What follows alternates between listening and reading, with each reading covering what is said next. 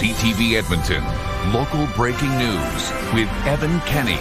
Good evening. Sexual assault charges against a self-proclaimed spiritual leader and his wife have been stayed. Their lawyer claims John and Leanne DeRuyter were the victims of an overzealous Crown prosecutor. CTV's Amanda Anderson reports.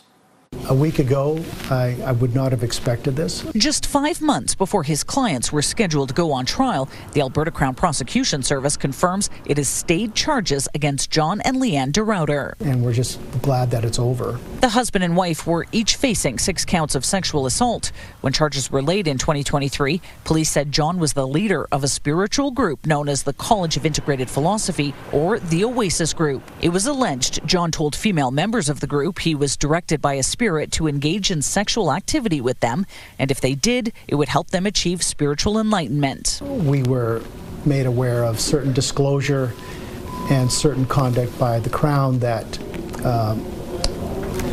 was troubling, and I think was so troubling that it caused the senior staff at the Crown Prosecutor's Office to enter the stay of proceedings. In a statement, the Alberta Crown Prosecution Service says, "We understand the personal and emotional impact this process can have and the disappointment and frustration this outcome may cause." It went on to say multiple senior prosecutors reviewed the file, determining it could not proceed with charges. 2 of the 6 complainants asked a publication ban protecting their identities be lifted, which was granted late Friday afternoon. Batos understands they're likely unhappy with the stay of proceedings, but says so are his clients. Because some people will want to suspect guilt was always there and that they got off on a technicality. We want to make it clear that this is far from that. The ACPS says an internal review is underway to look at what happened and ensure a situation like this does not happen again. Batos says his team plans to ask a separate publication ban on part of the proceedings be lifted so that more details about what happened can be brought to light. Amanda Anderson, CTV News, Edmonton.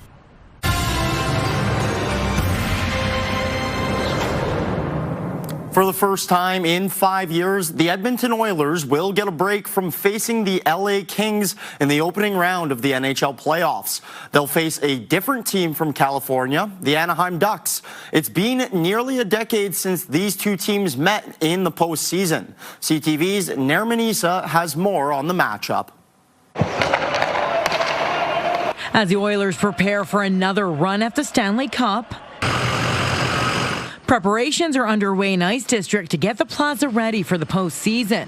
The Oilers and the Anaheim Ducks last met in the postseason in 2017 during the second round. A maddening moment for many fans was this game-tying goal in the dying seconds of Game 5. The goal was reviewed for goalie interference and deemed a good goal. Edmonton lost the series in 7. Frustrating game, frustrating moment for sure. Who knows how far we could end up going. 4 players from that roster remain today: Connor McDavid, Leon Draisaitl, Darnell Nurse, and Ryan Nugent-Hopkins. Back then, the Oilers were a young, inexperienced team going up against a veteran-laden club.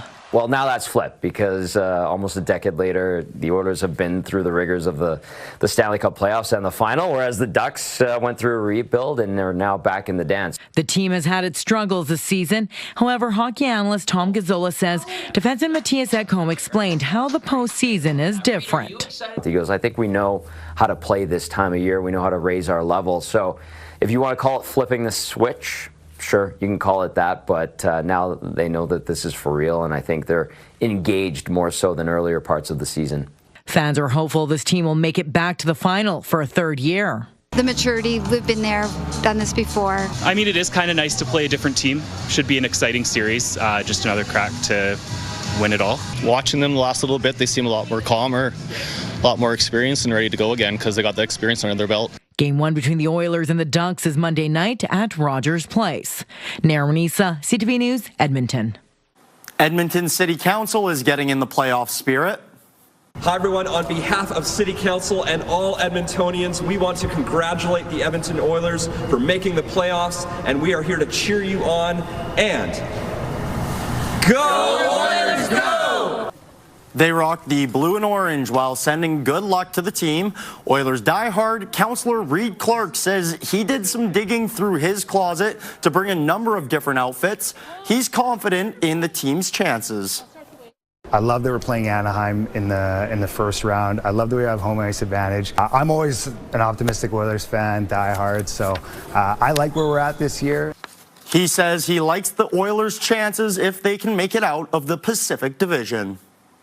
Edmonton's mayor says provincial policies are to blame for a new fee on restaurant patios set up on public spaces like sidewalks.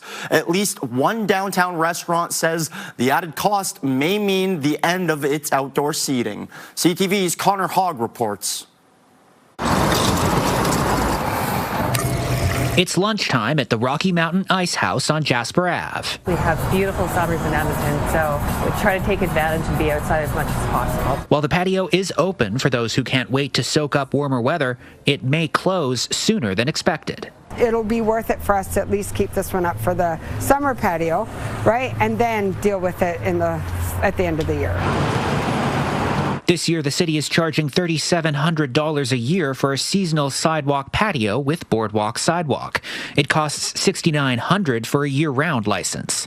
For the Ice House, which has previously opened its seating all year round, the owners say it feels like a bait and switch. And they turn around and they put this huge fee on it, which we think is completely unreasonable. The owners already know the numbers don't add up for the winter patio, and they've closed the patio at the nearby Cask and Barrel. Mayor Andrew Knack says the city is subsidizing 50% of the cost. He says some of the money that previously paid for the patios came from the city's automated traffic enforcement program. We've seen the province change the rules on that, and so there is a cost to creating the patios that extend into road right-of-way. To be clear, there are free patio options, so businesses can set up a free patio depending on how much space they're looking to use. We're seeing right now only about 8 patios are deciding to not move forward, but we'll watch that this summer, and especially next summer, to see if folks are renewing. Knack wants to reopen conversations about the province's photo radar policy to free up more money and patio space in the city. Within the next year, if we keep going the way that we are and we don't work as a team to help the downtown core, it's going to be a ghost town again. The Ice House says the future of its summer patio will depend on the restaurant's success this season and during the playoffs. Connor Hogg, CTV News, Edmonton. We've reached out to the province's transportation minister about the mayor's comments. The province says it's working on a response. Your property tax increase for this year has now been finalized. While the city's portion is still going up by 6.9%, the provincial education tax brings it to 7.7%. What you pay depends on how much your property is worth. At 7.7%, the average homeowner will pay about $300 more this year. Mayor Andrew Knack wants to use future tax notices to educate taxpayers about how provincial taxes impact their bill. He also suggests the city should stop collecting provincial taxes for the government. The mayor says this is the last year council will pass an increase this high. He's promising to prioritize economic development, growth management, quality services, and safety in the next 4-year budget. Everything we do in this next 4-year budget needs to be focused on those areas. And that means there are things that we currently do that, while incredibly valuable, while incredibly impactful, do not align with those 4 areas. The city is in the middle of a major public engagement effort ahead of this fall when council plans to build the budget from scratch. The long-awaited Lewis Farms Rec Center will cost $32 million more than expected, despite city efforts to trim costs. Council learned last month that construction costs were rising, but the dollar figure was kept private while contracts were being finalized. The project has been through multiple recosting phases. Engineers trimmed $90 million by removing some features, changing materials, and shrinking some aquatic and fitness areas. This $32 million increase brings the total budget from $311 million to $343 million. We had to make a choice. It's got to get done. And I think at this point now that we approve that budget overage, it's how do we get that done as efficient, as quick, all possible, that stays within that number. Reed Clark has toured the construction site and says the revamped rec center will cater less to elite athletes in favor of community needs. The facility and surrounding park are expected to open in late 2028. One city councillor says it's time to add space for impounded vehicles because the current law is bursting at the seams. Councillor Aaron Rutherford has sent a letter to the Police Commission about the overflowing impound lot. Both police and the city tow vehicles there. Rutherford says it's time to find a bigger space as Edmonton's population grows. She says parking enforcement requests have gone up 45% in the last 2 years. There's now a backlog of more than 500 vehicles that can't be towed until space opens up in the impound lot. Ultimately, we don't have decision-making authority over moving that tow lot. We need the Police Commission and EPS to identify it as a priority capital project, even if it is a nominal capital project. Rutherford says once Yellowhead construction is complete in a couple of years, tow trucks will access the impound lot through the Prince Charles neighborhood, which she believes is a safety and quality of life concern. A Police Commission spokesperson says the councillor's request will be assessed in the coming months. People driving on the white mud have something new to look at. This art piece will live on the side of the LRT operations and maintenance facility near 75th Street. It shows a pixelated vine system with flowers in different stage of bloom. It's called In Community We Grow. The artist says it's his representation of our city and its neighborhoods.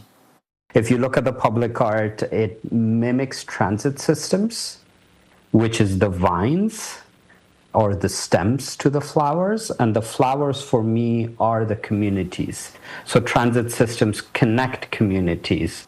He adds the different stages of the flowers shows Edmonton's diversity. The artist says he's never had a public art installation of this size. A St. Albert Youth Arts program is expanding its horizons to slam poetry. You want me perfect, polished. I'm the next girl in line for a plastic job. Supposed to mold myself like clay under X-ray eyes. Amplify held its first poetry slam last night at the St. Albert Art Gallery. A panel of judges awarded points to poets and handed out prizes. Slam poetry is known for its passionate performing style and political messaging. Slam poetry especially, and just poetry in general, is one of the greatest mediums to do that. As the poetry community says and the slam community says, the points are not the point is the poetry. So it's a very friendly competition meant to elevate the stakes of poetry, make sure people are writing their very best. Amplify is a youth arts development program that organizes events and opportunities for young artists in St. Albert. Students are pitching design ideas for an Edmonton neighborhood using video games and Lego. What are you guys building? We're building a street. Yeah, this is a street, and we made a building. Yeah, we made a building right there. Students at Bessie Nichols School broke off into teams to imagine what the quarters downtown could look like in the future. Some students are learning about city planning and design through Minecraft, while others are using Lego. I think kids often have much more insightful ideas when it comes to what would make them spend time on a street downtown. And we get a lot of fun and whimsical ideas, so I love days like today. This is the second year of the Students Build Edmonton partnership between the city and Public School Division. Coming up next, Alberta's first Indigenous-led recovery center opens. Also just ahead, how new electoral boundaries could impact Albertans. So this is pretty unprecedented. Normally, these decisions are made quite quietly, and voters don't even realize how they're affected by boundaries until the election rolls around. Good evening, folks. It was a frosty start to the day, but we got up to 8 degrees for a high this afternoon. And starting tomorrow, we get a string of days in double digits. In fact, Monday, Tuesday should be up around 20. Forecast in a couple minutes.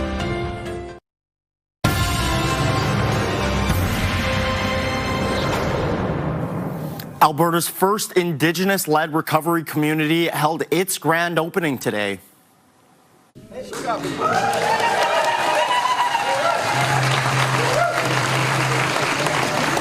The Blood Tribe Recovery Community has 75 beds for people dealing with addictions. The province paid to build and operate it. The Blood Tribe Department of Health will be responsible for running the facility, which will service southern Alberta. Residents will get free treatment for their addictions with traditional healing practices incorporated.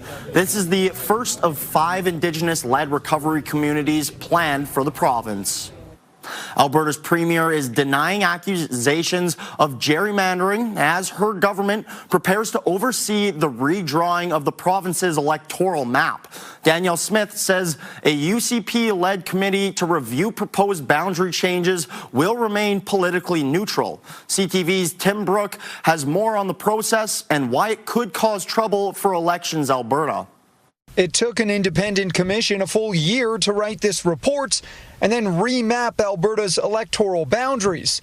But the province says it will now instead turn to a government-led committee to revisit the map without public consultation. My understanding is that will then go on to another review panel.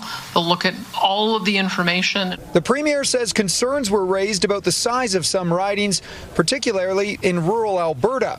2 ridings there were redistributed in the reports, and Danielle Smith wants them back in. It's all under the guidance of what was written in the addendum. But, as one of the report authors points out, the recommendation that a committee of MLAs implement an expanded map came from only 1 member of the 5-member commission. Political watchers accuse the premier of trying to rig the map. This is really about extenuating rural representation and hindering and diluting urban representation. And urban Alberta is where the population growth is occurring. Because rural Alberta votes so strongly for the Conservatives that if you shoehorn in some rural constituents into ridings that are otherwise urban, it makes them more likely to go Conservative. And there are other issues at play. Elections Alberta needs at least 1.5 years to prepare for an election with new ridings. Right now, we are that far out from the next provincial vote, and the new government-led committee still has until the fall to get its mapping done. That means more work for the agency and more costs to taxpayers. So this is pretty unprecedented. Normally, these decisions are made quite quietly, and voters don't even realize how they're affected by boundaries until the election rolls around. Tim Brooke, CTV News, Calgary. The province is rolling out plans for the modular classrooms outlined in the budget. Through Budget 26, we are investing $600 million over the next 3 years to add more modular classrooms across our province. These modular classrooms help reduce crowded classroom conditions now, while we wait for new school buildings to come online. The plan is to deliver 189 modulars over the next school year. They will hold about 5,400 students. The portability means they can be quickly deployed to where they are needed the most. The government has 161 school projects underway across the province. The modulars will provide space until the new buildings are ready. The federal government is spending more than $8 million on 7 businesses in the Edmonton area. The money is intended to help these businesses grow and expand their operations. The feds say it will support more than 150 jobs across a range of sectors. One of those companies that will benefit is FlexAir. It manufactures fans for vehicle radiators. FlexAir's CEO says this money will help his company create more parts. What the robots and what the automation does is it allows the machines to run all night. Right now we can run about 3 or 4 hours at night. With the investment we're doing and that they're supporting, we'll be able, the goal is to run 24 hours. The nearly $8.5 million comes from the Regional Tariff Response Initiative. That's a $1 billion national program aimed at helping Canadian businesses affected by foreign tariffs.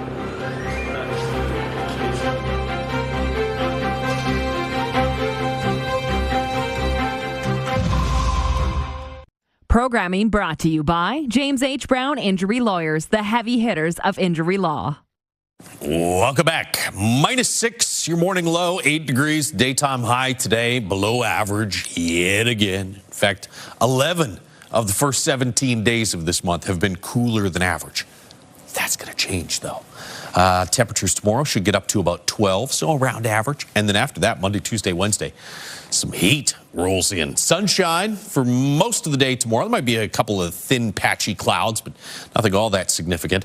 Heavier cloud cover later in the day Sunday, south of this low pressure system that'll bring some showers to northeastern Alberta, maybe a few scattered showers as well back to the northwest. I don't think we'll see any of that rain on Sunday here in the Edmonton area, but we will see some warmer air drawn in, and watch what that looks like. Here's today. There's tomorrow, all of a sudden some yellows. Oh, we got some oranges popping up, 15 to 20 degree daytime highs. Sunday, Monday, Tuesday. It does cool off. Wednesday, Thursday, we're back to about 10 for daytime highs. And that's because we have a good chance of seeing some showers, either one or both of those days, Wednesday, Thursday. -11 in Fort McMurray tomorrow morning. Should be about -5, -6 range for Grand Prairie, Red Deer. Be about -2 tomorrow morning here in the city. 4 degrees for Fort McMurray, closer to the 6 to 8 degree range further to the south. Grand Prairie, 12 degrees, 14 into Edson tomorrow. About 11 or 12 for Jasper, Red Deer, Lloydminster areas. And Red Deer, you're going to see more sun than cloud, although especially early in the day, you'll probably see a few lingering clouds. 12 tomorrow, 17, and some increasing cloud on Sunday. Sunshine in the morning, mostly cloudy by the afternoon hours. 20 and 19 for highs Monday, Tuesday. There's a chance of showers Wednesday, Thursday of next week. And yeah, you get a couple cooler days, 8 to 10 degree range, Wednesday, Thursday, Friday, before another little rebound as we get back into the low to mid teens, it looks like, to close out the month. In the short term, enjoy the sunshine and the big melt this weekend. That is your forecast. A lot of students here, especially my age, struggle with mental health, and I feel like Bike-a-thon helps raise awareness. And these McNally High School students are raising more than just awareness. They're also raising money for a local mental health organization. CASA is a nonprofit organization helping Albertans as old as 18 with their mental health. The students' goal was to raise $30,000. They've raised more than $52,000. This means so much. It's the community coming together. It's a lot of people giving what they can at any level, and just realizing how important mental health care is for kids, families right here in Edmonton. 12 teams of students started pedaling at 10 o'clock this morning. Wheelchair basketball players from across Canada have hit the courts at the Saville Centre. Well, the biggest difference in our sport is we're obviously sitting in a wheelchair. The chair doesn't move laterally like you would in stand-up, so now you got to be able to push, shoot, dribble, and pass all at the same time, or you're still pushing a wheelchair. So there's a few modifications in the rules, but you'll notice how fast it really is. Nordell says this tournament is the biggest event in Canada. It brings together all age divisions, including some of the top senior men and women's athletes. Alberta Northern Lights is home to many national level players. The organization is celebrating its 50th anniversary this year.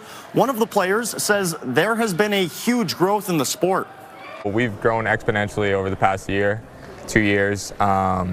So I think we're looking around like 60, 70 athletes total, somewhere in there, which is awesome to see. Wheelchair basketball is inclusive to everybody. Some of these athletes are hoping to make the national team for Worlds. Ottawa is hosting that tournament this fall.